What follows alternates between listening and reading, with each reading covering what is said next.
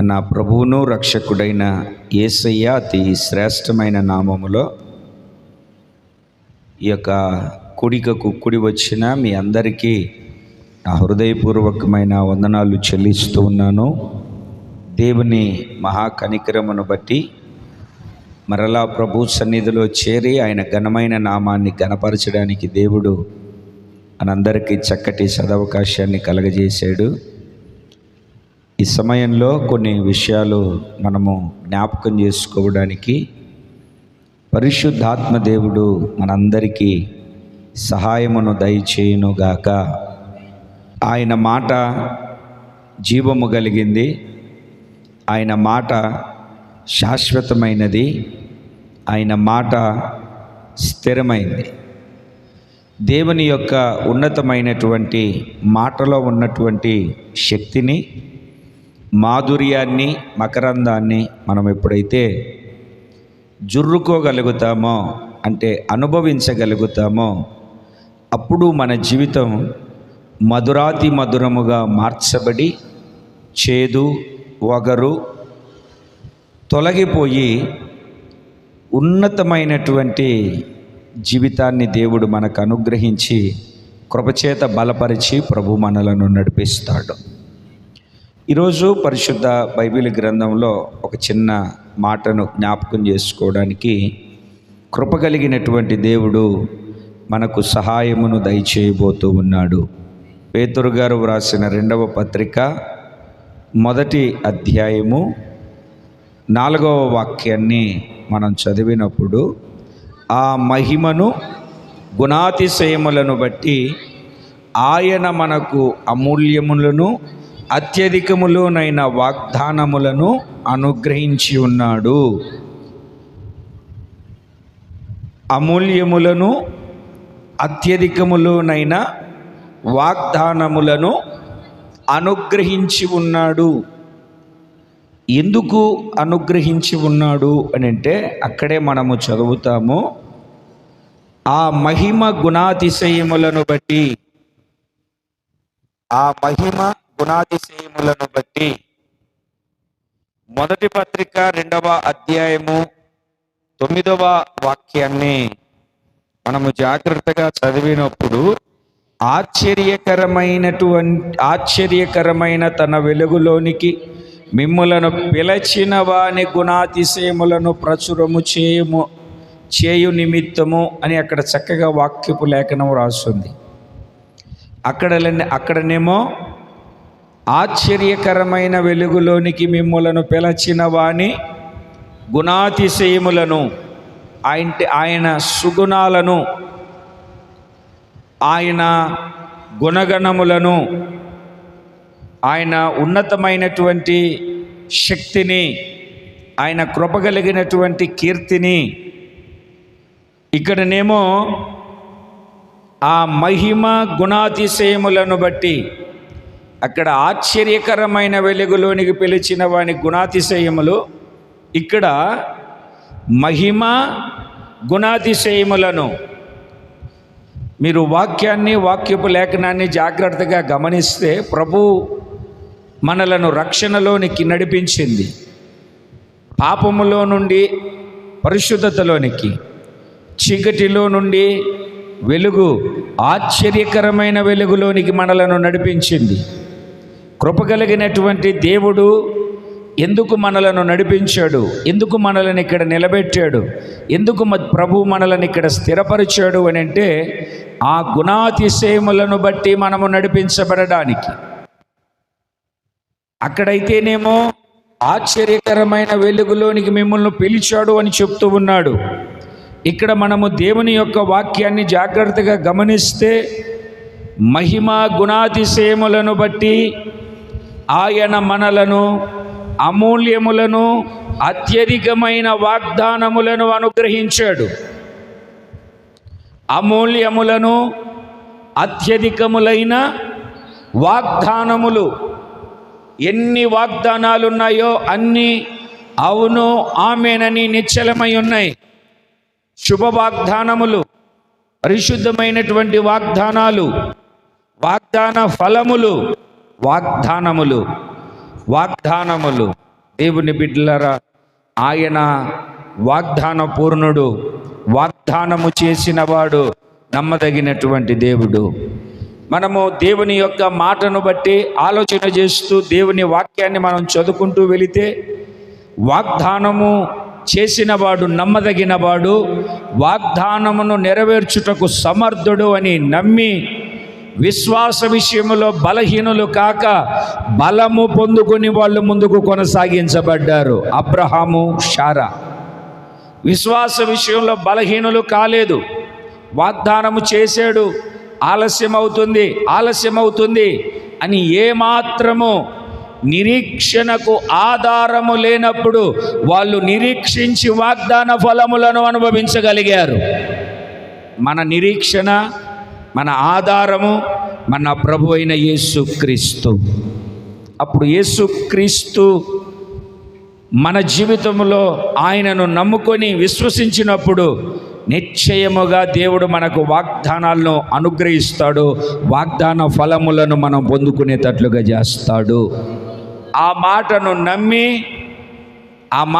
నమ్మి ఏమిటండి, ఓర్పుతో సహించి వాగ్దాన ఫలము అనుభవించాడు అని హెబ్రీ పత్రిక 6వ అధ్యాయంలో చక్కగా రాస్తుంది.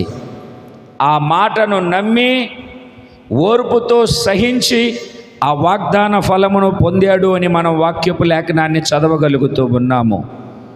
చూడండి, ఇక్కడ వాక్యాన్ని మనం చదువుతూ ఉన్నప్పుడు, వాక్యపు లేఖనాన్ని మనం ఇక్కడ ఆలోచన చేస్తూ ఉన్నప్పుడు, దేవుని బిడ్డలారా, మనకు అమూల్యములను అత్యధికములోనైన వాగ్దానములను అనుగ్రహించి, ఎందుకు ఆయన అమూల్యములను అత్యధికములోనైన వాగ్దానములను దేవుడు మనకు అనుగ్రహించాడు? అమూల్యములను అత్యధికములైన వాగ్దానాలు ఎందుకు దేవుడు మనకు అనుగ్రహించాడు? ఇదే పేతురు రాసిన 2వ పత్రిక 1వ అధ్యాయము 4వ వాక్యంలో తర్వాత మనము చదువుతూ ఉన్నప్పుడు, దురాశను అనుసరించుట వలన లోకమందున్న భ్రష్టత్వము ఈ వాగ్దాన మూలముగా మీరు తప్పించుకొని. అంటే ఈ లోకములో భ్రష్టత్వం ఉంది. ఆ భ్రష్టత్వములోనికి మనం ఎలా వెళ్తున్నాం?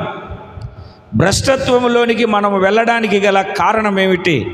భ్రష్టత్వములోనికి మనం వెళ్ళడానికి గల కారణం ఏమిటి అన్నటువంటి విషయాన్ని అక్కడ చక్కగా సెలవిస్తూ ఉన్నాడు. భ్రష్టత్వములోనికి వెళ్ళడానికి గల కారణం ఏమిటి? దేవుని బిడ్డలారా, ఆ మాటను మరలా ఒక్కసారి చదవండి. దురాశను దేన్ని అనుసరించుట వలన? దురాశ.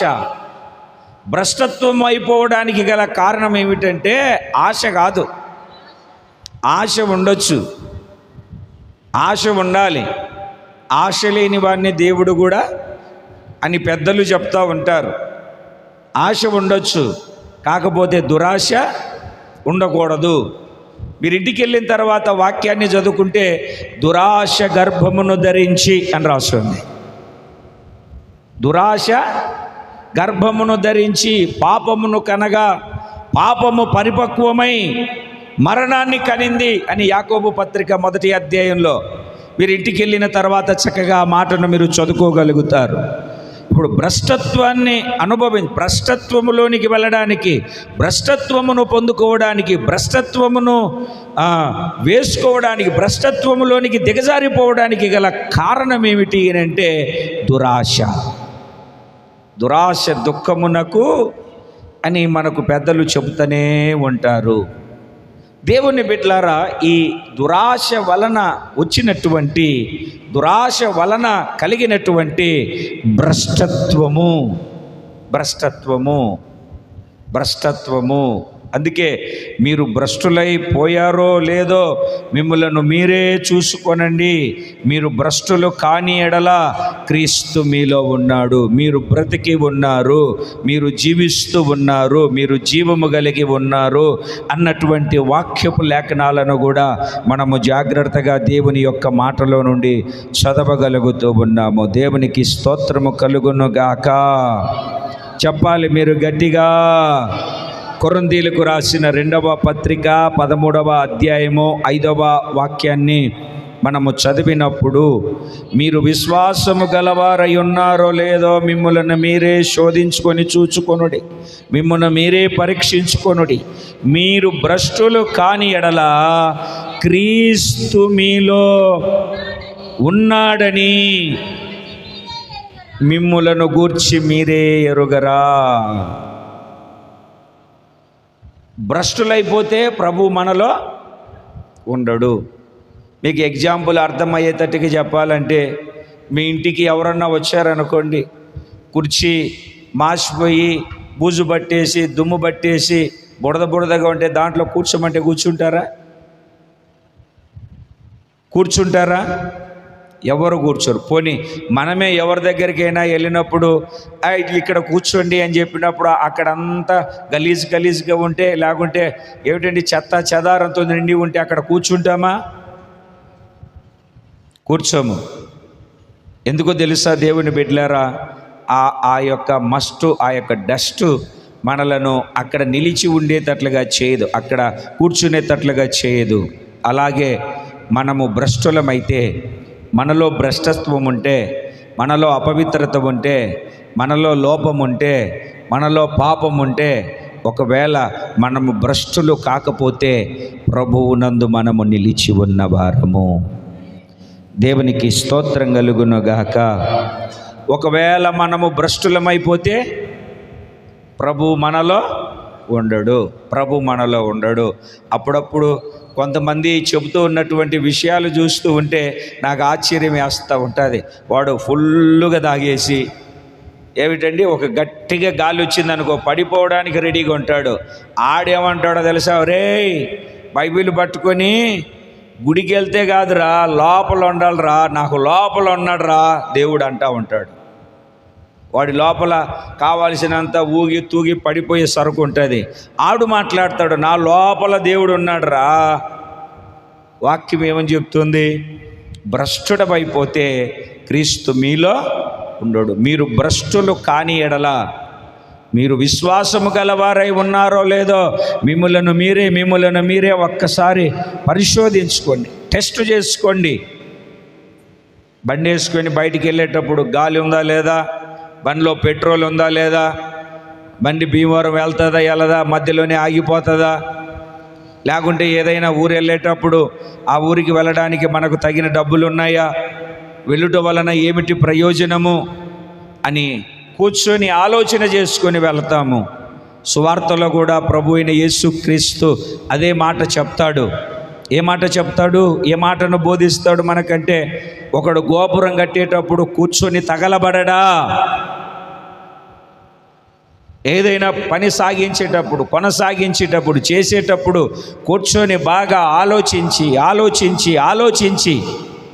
అటు తర్వాత ఆ పనిని నెరవేరుస్తాడు అని వాక్యపు లేఖనం మనకు సెలవిస్తుంది. మరి మన ఆధ్యాత్మికమైనటువంటి విషయంలో, మన ఆత్మ సంబంధమైనటువంటి స్థితిలో, మన ఆత్మ సంబంధమైనటువంటి యాత్రలో మనము ఏ రకంగా మన ఆత్మీయ స్థితిని కట్టుకోగలుగుతూ ఉన్నాము? ఒక్కసారి మనము జాగ్రత్తగా ఆలోచన చేస్తే దేవుని బిడ్డలారా, వాక్యము సెలవిస్తూ ఉంది, మనలను మనము కట్టుకొని, మనలను మనము పరిశోధించుకొని భ్రష్టులము కాకుండా ఉండడానికి వాగ్దానములను దేవుడు మనకు అనుగ్రహించాడు. కాదు అమూల్యములైన వాగ్దానాలు దేవుడు మనకు అనుగ్రహించాడు. 2 చేతుల పైకెత్తి చేతులూపుతూ గట్టిగా హల్లెలూయా చెబుదా. Praise the lord. దేవుని బిడ్డలారా, ఇంకొక మాటను కూడా మీరు చదువుతారు పరిశుద్ధ బైబిల్ గ్రంథములో నుండి. భ్రష్టులమైపోతే మన ఆధ్యాత్మికమైనటువంటి జీవితం ఏమైపోతుంది అని అంటే, క్రీస్తు మనలో ఉండడు. క్రీస్తు మనలో లేకపోతే, క్రీస్తు మనలో ఉండకపోతే, ఇంత ప్రయాసపడి, ఇంత మన భక్తిని కొనసాగించుకొని, ఇన్ని రోజులు ప్రార్థనలు చేసి, ఇన్ని రోజులు వాక్యాన్ని విని, ఇన్ని రోజులు పరిచర్య చేసి, ఇన్ని రోజులు దేవునికి సహకరించి ఆయన లేకపోతే, ఇప్పుడు ఎగ్జామ్ రాయడానికి సంవత్సరం అంతా చదివి హాల్ టికెట్ తీసుకొని 20 కిలోమీటర్లు ఎగ్జామ్ రాయడానికి వెళ్ళి ఎగ్జామ్ ఇక 3 నిమిషాల్లో లోపలికి వెళ్తామనే టైంలో హాల్ టికెట్ మర్చిపోతే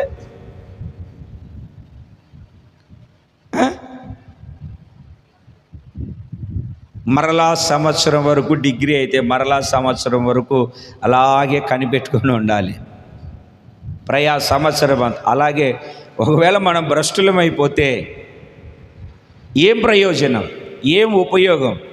అందుకే దేవుని యొక్క వాక్యం సెలవిస్తూ ఉంది, భ్రష్టులు కాని ఎడలా, ఏంటంటే మీరు భ్రష్టులు కాని ఎడలా యేసుక్రీస్తు మీలో ఉన్నాడని మిమ్మల్ని గూర్చి మీరే ఎరగరా.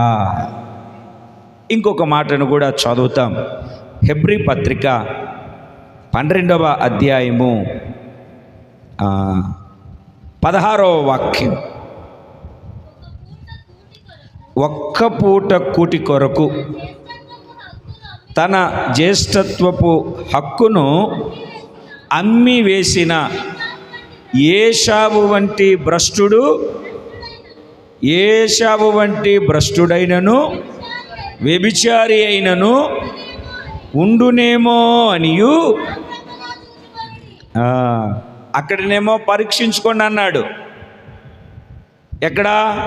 కొరింథీయులకు రాసిన 2వ పత్రికలో. ఇక్కడేమంటున్నాడు? జాగ్రత్తగా చూసుకోండి. దేనికి జాగ్రత్తగా చూసుకోవాలి అంటే చక్కగా స్పష్టంగా చెప్తున్నాడు. ఒక్క పూట కూటి కొరకు జ్యేష్ఠత్వపు హక్కును అమ్మి వేసుకున్న ఏశావు వంటి భ్రష్టుడు వ్యభిచారి ఉండునేమో. టైటిల్ పరిశుద్ధాత్మ దేవుడు అలా తగిలించేసాడు కదా. ఒక్క పూట కూటి కోసం తన జ్యేష్ఠత్వపు హక్కును అమ్మేసుకున్నాడు.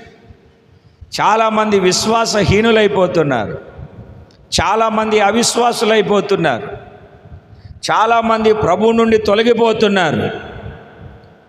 మా కులస్తులండి, లేకుంటే మాకు రాయితీలు రావండి, మాకు రిజర్వేషన్స్ ఉండవండి, మాకు పర్సంటేజ్ ఉండవండి, అబ్బే మేము క్రిస్టియన్ కాదండి, మేము చర్చికి వెళ్ళమండి అని సర్టిఫికెట్లు కూడా రాయించుకొని తెచ్చుకునే వాళ్ళు కూడా లేకపోలేదు. అవునంటారా కాదంటారా? చూడండి, ఇక్కడ వాక్యం సెలవిస్తుంది, ఒక్క పూట కూటి కొరకు. అంటే ఈ లోక సంబంధమైనటువంటి స్థితి కోసము అంత భ్రష్టుడిగా దిగజారిపోవలసినటువంటి అవసరమేముంది? ఎక్కడో అడవికి వెళ్ళాడు, ఆయన పని అది. అడవిలో తిరగడం, వేటాడడం, ఏదన్నా తీసుకొని వస్తే తీసుకొచ్చి ఇంట్లో పడేయడం, తిన్నగా తీసుకెళ్ళి నాన్నకి ఇవ్వడం, నాన్న తీసుకెళ్ళి అమ్మకి ఇవ్వడం, అమ్మ వండి పెట్టడం. తన వింటిని బాణాన్ని తీసుకొని వెళ్ళాడు. తిరిగి రాత్రంతయు శ్రమ పడినా రాలేదు ప్రభు జయము అన్నట్టుగా ఆ రోజు ఎంత వేటాడినా ఏమి దొరకకపోగా, ఏమిటండి ఏదో అంతో ఏదో ఒకటి దొరికితే కొంచెం హుషారుండేది. ఏమి దొరకకపోయేసరికి ఏమిటండి ఉన్న ప్రాణం కాస్త ఊడిపోయినట్టయిపోయి, ఏమిటండి నీరసించిపోయి చస్తానా అని భయంకరమైనటువంటి ఆకలితో ఇంటికి వచ్చాడు. మరి వాళ్ళమ్మ రిప్కమ్మ గారు ఎక్కడికి వెళ్ళిపోయిందో తెలియదు, కానీ ఈ లోపల చిన్నోడు వంట వండుకుంటున్నాడు. వాడి కోసం అనుకుంటున్నాడో ఏమో తెలియదు, కానీ మొత్తానికి వంట వండుకుంటున్నాడు. మంచి వాసన వస్తుంది, చూడ్డానికి ఎర్రెర్రగా ఉంది. ఏశావు ఏదోముగా అందుకే మారాడు. ఏశావు ఏదోము అంటే ఎర్రని అని కదా, మారిపోయాడు. అందుకే దేవుని బిడ్డలారా, వండుకుంటూ ఉంటే ఆడ దగ్గరికి వచ్చేసి, ఒరే బాబు నేను చచ్చిపోయేటట్టుగా ఉన్నాను, నాకు కాస్త అన్నం పెట్టరా, అది వండుకుంటుంటే నాకు కాస్త పెట్టరా, నేను తిని బ్రతుకుతానంటే ఆయన తక్కువడేం కాదు, నీ జ్యేష్ఠత్వపు హక్కునిస్తే నేను ఈ కూడు పెడతాను అన్నాడు. నీ జ్యేష్ఠత్వపు హక్కునిస్తే నేను ఇది నీకు పెడతానన్నాడు. ఆయన ఏమంటాడు? ఇప్పుడు బతికుండి నేను చేసేది ఏముంది, కాసేపట్లో చచ్చిపోతాను కదా, చచ్చిపోయిన తర్వాత ఈ జ్యేష్ఠత్వపు హక్కు నేనేమన్నా నెత్తి మీద వేసుకొని భుజం మీద పెట్టుకొని తీసుకెళ్తానా? కొంతమంది చెప్తా ఉంటారు చూడండి, బతికున్నంత వరకే ఈ లోకం మట్టుకు, చచ్చిన తర్వాత తట్టెడా పుట్టెడా బారెడా మూరెడా ఎవరెరుగో అని చెప్పేసి అంటూ ఉంటారు చూడండి. దేవుని బిడ్డలారా, అట్లాగనే ఈయన కూడా ఏమనుకున్నాడు అని అంటే ఆ చస్తే ఏం జరుగుతుంది, ఏమైపోద్ది, నాకెందుకు, ముందు తిన్న తర్వాత ఊపిరి నిలబెట్టుకుంటే. కొంతమంది అంటూ ఉంటారు చూడండి, బతికుంటే బస్ స్టాండ్లో బఠానాలు, ఊపిరి ఉంటే ఊర్లోకి వెళ్ళి ఉప్పైనా అమ్ముకొని బ్రతకచ్చు అన్నట్టుగా.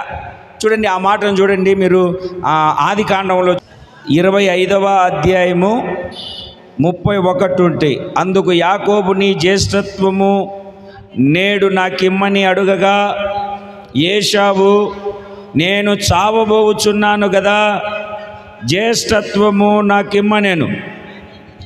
యాకోబు నేడు నాతో ప్రమాణము చేయమని అతడు యాకోబుతో ప్రమాణము చేసి అతని జ్యేష్ఠత్వమును అమ్మివేయగా యాకోబు ఆహారమును, ఏం కూర మరి, మటన్కు ఇంకేమి ఇచ్చేవాడో, చిక్కుడుకాయ కూర కనుక జ్యేష్ఠత్వ పక్కన ఇచ్చేసాడు. ఇక మటను ఏమిటండి, దమ్ బిర్యానీ అదైతే ఏమి ఇచ్చేసేవాడో. దేవునికి స్తోత్రం కలుగునుగాక. ఏంటంట, జ్యేష్ఠత్వము నాకెందుకు, నేను చచ్చిపోతాను కదా, అదేనా జ్యేష్ఠత్వము నాకెందుకు, ఒక్క పూట కూటి కొరకు. అంటే జ్యేష్ఠత్వపు యొక్క విలువ తెలియక నేడు చాలామంది సంఘాలలో వాళ్ళకు ఉన్నటువంటి ఆ జ్యేష్ఠత్వపు హక్కును, ఆ జ్యేష్ఠత్వపు అధికారాన్ని వదులుకొని ఏదో అన్నారని, కష్టం కలిగిందని, బాధ కలిగిందని ప్రథమ ఫలముగా ఉండే స్థితిని కోల్పోయి భ్రష్టులైపోతున్నటువంటి వాళ్ళు మనకు కనబడతారు. రేపు జ్యేష్ఠుల సంఘములో నువ్వు నిలబడాలి. పరలోకములో వ్రాయబడిన జ్యేష్ఠుల సంఘం హెబ్రీ పత్రికలోనే చక్కగా రాసుంటుంది. మీరు దేవుని యొక్క వాక్యాన్ని జాగ్రత్తగా చదవగలిగితే, హెబ్రీలకు రాసిన పత్రిక 12వ అధ్యాయము 23వ వాక్యం, పరలోకమందు వ్రాయబడి ఉన్న జ్యేష్ఠుల సంఘమునకును. చూడండి ఎక్కడ రాయబడింది జ్యేష్ఠుల సంఘము, పరలోకమందు రాయబడింది జ్యేష్ఠుల సంఘము. ఈ జ్యేష్ఠుల సంఘమునకు వెళ్ళే ఆ జ్యేష్ఠుడిగా ఉండడానికి, జ్యేష్ఠత్వపు హక్కును ఒక్క పూట కూటి కొరకు అమ్మి వేసుకున్నటువంటి ఏశావు ఉన్నటువంటి స్థితిలో నుండి దేవుడు మనకు ఒక గొప్ప విడుదల కలగజేశాడు. అందుకు మనం దేవునికి స్తోత్రం చెల్లించాల్సిందే. ఏం కోల్పోయాడండి? ఈ జ్యేష్ఠత్వపు అనుభవం ఎక్కడిది? ఇక్కడ సంఘాలలో పదవులు ఇస్తారు సంవత్సరం వరకు, ఇక్కడ సంఘాలలో ఏంటంటే అధికారాలు ఇస్తారు సంవత్సరం వరకు. మరి పరలోకములో జ్యేష్ఠుల సంఘములో నీవు దాఖలు చేయబడినట్లుగా ఇక్కడ దేవుడు నీకు ఇచ్చినటువంటి ఆ జ్యేష్ఠత్వపు హక్కును నువ్వు కాపాడుకొని రాబోతున్న దినాల్లో ఎప్పుడన్నా మనం ఈ జ్యేష్ఠుల సంఘమును గురించి, జ్యేష్ఠత్వపు యొక్క స్థితిని గురించి ఆలోచన చేద్దాం. భ్రష్టుడు జ్యేష్ఠత్వపు హక్కును అమ్ముకొని, దాని విలువ తెలియక, దాని వాల్యూ తెలియక అమ్ముకొని జ్యేష్ఠత్వపు హక్కును పోగొట్టుకున్నటువంటి ఏశావును గురించి మాట్లాడుతూ అంటున్నాడు, భ్రష్టుడు. దేవునికి స్తోత్రం కలుగును గాక. చెప్పాలి గట్టిగా హల్లెలూయా. తర్వాత ఇంకొక మాటను మీరు చదవండి. అపోస్తలుడైనటువంటి పౌలు గారు కొరింథీయులకు రాసిన మొదటి పత్రిక 9వ అధ్యాయము 27వ వాక్యం.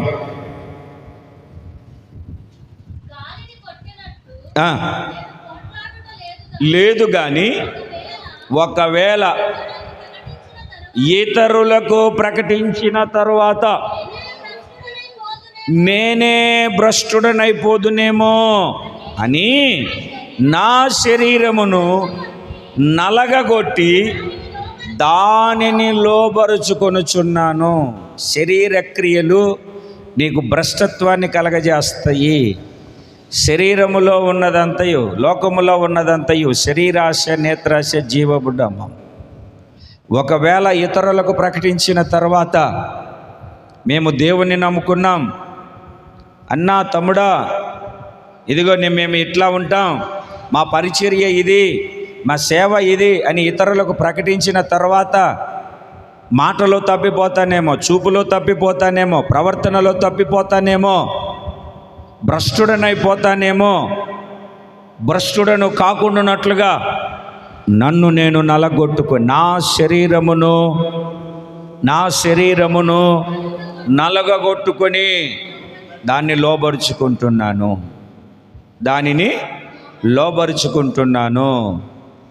పెద్దలు చెప్తూ ఉంటారు చూడండి, పెద్దలు, శరీరానికి కొన్ని తత్వాలు ఉంటాయి. భార్య భర్త ఇద్దరున్నారు. ఆయన ఫుల్ త్రాగుబోతు, తాగేసి వచ్చిన తర్వాత ఇంట్లో ఆమెను 4-5 కొట్టంది ఆయనకు నిద్ర రాదంట. తాగేసి వస్తాడు, 4-5 కొడతాడు, తింటాడు, పడుకుంటాడు. ఒకరోజు భార్యతో చెప్పాడంట, నేను పలాని ఊరికి వెళ్తున్నాను, ఒక 2 రోజులు రాను, జాగ్రత్తగా అని. ఈమెకు అలవాటు ఏంటి? రోజు 2 దెబ్బలు తినడం, పడుకోవడం. ఆయన లేడు, ఇంకేం చేస్తుంది? ఒక రాకలిబడి ఉంటే మన భాషలో రుబ్బురోలు, ఆ పత్రం అది తీసుకొని ఆ పాక మీద వేయడం, అది దొర్లుకుంటూ వచ్చేసరికి వంగి కూర్చొని అమ్మా అట్లా 4-5 సార్లు వేసుకొని హాయిగా పడుకొని నిద్ర. శరీరానికి ఉన్న తత్వం అది. పాపము కూడా అలాంటిదే. అలవాటయిందా అది విడిచిపెట్టదు, పీడించేస్తుంది. సిగరెట్టు, త్రాగుడు, కొన్ని అలవాట్లు, కొన్ని పద్ధతులు. కొంతమందిని చూడండి, ఏమండి ఎందుకు మన ఊర్లోనే చూడండి, సరిగ్గా 3:30కి వెళ్ళేసరికి ఆ బ్రిడ్జి కింద, ఆ వంతెన కింద టీ తాగాలి 3 గంటలప్పుడు. నేను ఎప్పుడన్నా మీటింగ్ ముగించుకొని వస్తూ ఉంటాను, ఆ టైంలో రెడీగా ఉంటారు 3-4 ఆ టైంలో. ఏంటంటే అలవాటు. కొందరికి పేపర్ చదవంది టిఫిన్ చేయరు, అలవాటు. అట్లా శరీరానికి దేని అలవాటు చేస్తుంది. అందుకే నేను ప్రకటించిన తర్వాత, నేను బోధించిన తర్వాత ఒకవేళ నేను ఎక్కడ భ్రష్టుడనైపోతానేమోనని తన శరీరమును ఆయన నలగొట్టుకొని దాన్ని లోబరుచుకుంటూ ఉన్నాడు. నలగొట్టుకోవడంటే మోకాళ్ళ ప్రార్థన, నిలువు మోకాళ్ళ మీద ఉండి కన్నీటి ప్రార్థన, ఉపవాస ప్రార్థన, రాత్రంతా మోకాళ్ళ మీద ఉండి ప్రార్థనలు గడిపే అనుభవం. మనం తినడం, మంచం ఎక్కడం, పడుకోవడం, గురకబెట్టడం. నా ప్రాణమా తినుము, త్రాగుము, సుఖించుము. నా ప్రాణమా, నా సమస్తమా, నా అంతరంగములో ఉన్నటువంటి సమస్తమా నువ్వు హాయిగా ఉండు, ఊపిరాడని తిండి తిని ఊదారంగు బట్టలు వేసుకొని అని మనం అంటాం. పౌలు గారు తన శరీరమును నలగగొట్టుకుంటున్నాడు. ఆయనకు అంత అవసరం ఏమొచ్చింది? నలగగొట్టుకొనవలసినంత అవసరము ఏమొచ్చింది ఆయనకు? ఎందుకంటే ఒకవేళ నేను దానిని నలగగొట్టకపోతే భ్రష్టుడనైపోతానేమో. దేవుని బిడ్డలారా చూడండి, ఎందుకు దేవుడు మనకు అమూల్యములు, అత్యధికములైన వాగ్దానములు అనుగ్రహించాడు అని అంటే, దురాశ వలన భ్రష్టత్వములో పడిపోకుండానట్లుగా భ్రష్టులమైపోతే యేసుక్రీస్తు ఉండడు. భ్రష్టులమైపోతే జ్యేష్ఠత్వాన్ని పోగొట్టుకుంటాం. జ్యేష్ఠుల సంఘములో మన పేరు తుడిపివేయబడతాదేమో. భ్రష్టులమైపోకుండానట్లుగా పౌలు వలె మనలను, మన శరీరమును నలగగొట్టుకొని కన్నీటి ప్రార్థన ద్వారా, మోకాళ్ళ ప్రార్థన ద్వారా, ఉపవాస ప్రార్థనల ద్వారా మన శరీరమును మనము నలగగొట్టుకొని మనము దాన్ని స్వాధీనపరుచుకొని శరీరమును జయించిన వారిగా ముందు కొనసాగించబడాలి. హల్లెలూయా. రెండవది, ఇదే పేతురు వ్రాసిన 2వ పత్రిక 1వ అధ్యాయము 4వ వాక్యములో, వాగ్దాన మూలముగా మీరు తప్పించుకొని దేవ స్వభావమునందు పాలివారగునట్లు వాటిని అనుగ్రహించెను.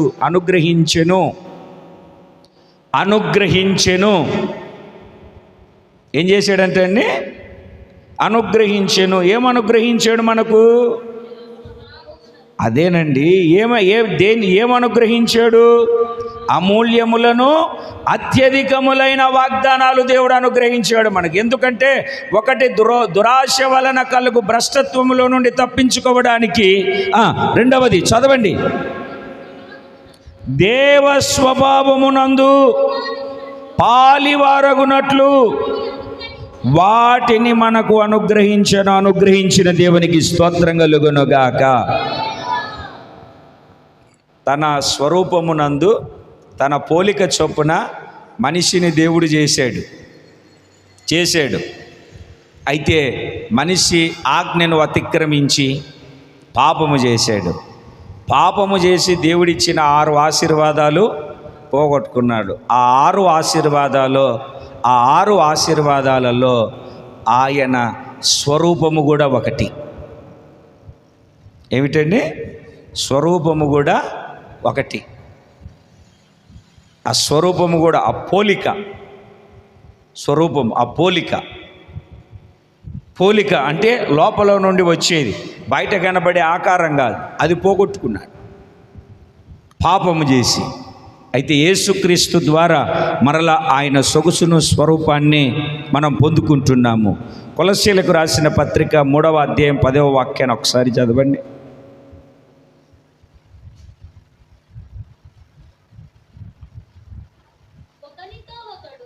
ఒకనితో ఒకడు అబద్ధమాడకుడి. ఎందుకంటే ప్రాచీన స్వభావమును దాని క్రియలతో కూడా మీరు పరిత్యజించి జ్ఞానము కలుగు నిమిత్తము దానిని సృష్టించిన వాని పోలిక చొప్పున నూతన పరచబడుచున్న నవీన స్వభావమును ధరించుకుందాము. ఏం ధరించుకుందామండి? అంటే పాత స్వభావం ఏమైపోవాలి? మొత్తం ఏది ఉండకూడదు, పాతవి గతించిపోవాలి. పాత స్థితి, పాప స్థితి, పాతది ఎవరిది? సాతానుది. పాత స్వభావం ఎవరిది? అపవాదిది. మరి ఇప్పుడు మనకు ఏ స్వభావము కావాలి? మనకు ఏ అనుభవము కావాలి? మనకు ఏ స్థితి కావాలి అని అంటే మరలా ఒక్కసారి ఆ మాటను మీరందరూ ఒక్కసారి చదవగలిగితే, ఏలయనగా ప్రాచీన స్వభావమును దాని క్రియలతో కూడా మీరు పరిత్యజించి జ్ఞానము కలుగు నిమిత్తము దానిని సృష్టించిన వాని పోలిక చొప్పున నూతన పరచబడుచున్న నవీన స్వభావమును ధరించుకొని ఉన్నారు. పాతది ఏమైపోయింది? నవీన స్వభావము అని అంటే సృష్టించిన వాని పోలిక. ఎవరి పోలిక అండి? సృష్టించిన వాని యొక్క పోలిక.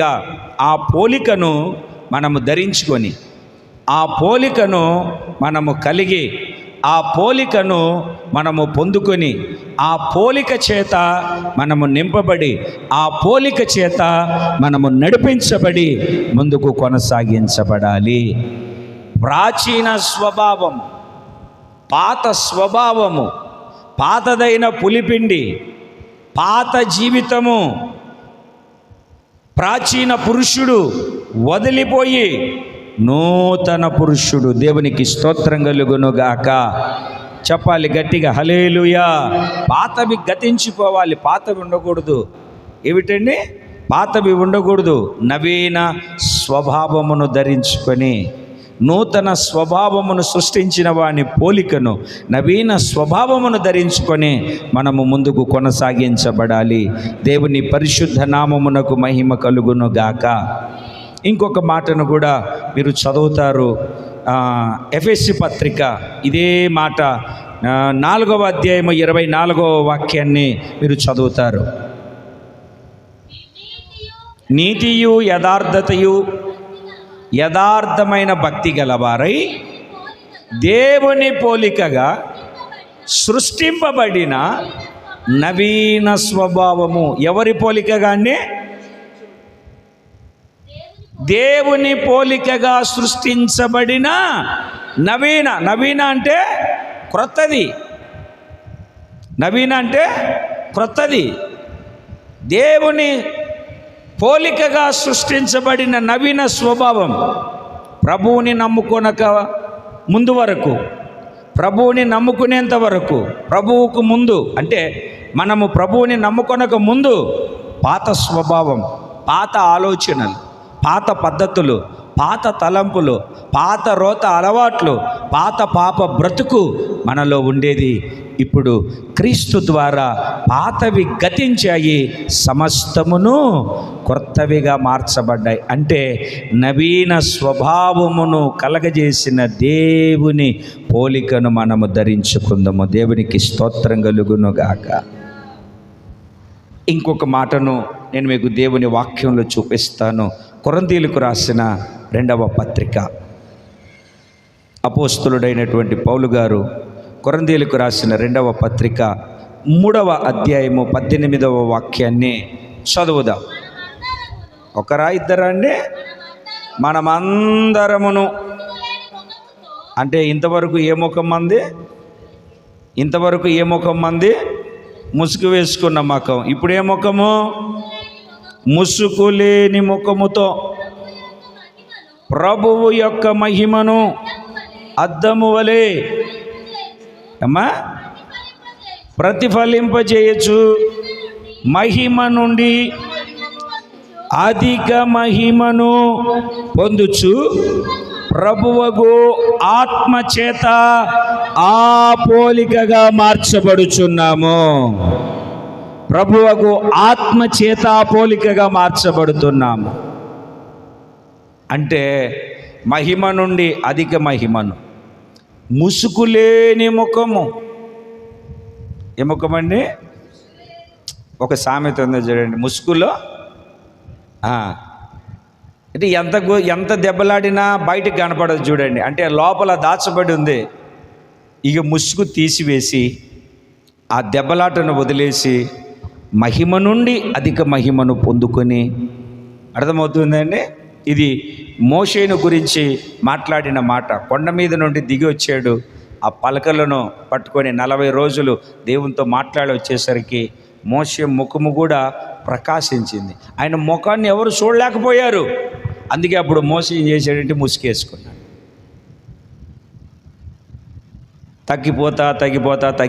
తగ్గిపోతా వచ్చింది.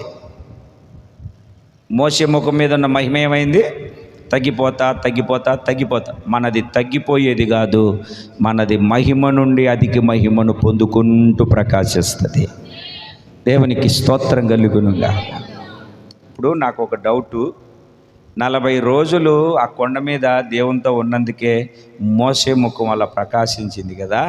మరి యుగ యుగాలు మనం ఆయనతో ఉంటే ఇంకెంత మహిమను పొందుకొని ఉంటాము.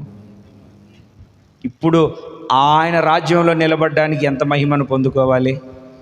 మస్టు, భ్రష్టత్వము, చెత్త చెదారము, ఈర్ష్య, ద్వేషములు, పగ, కలహములు ఇవన్నీ తీసేసుకొని ఎంత నిష్కల్మషముగా మనం ఉంటే ఆయన ఎదుట నిలబడగలుగుతాము.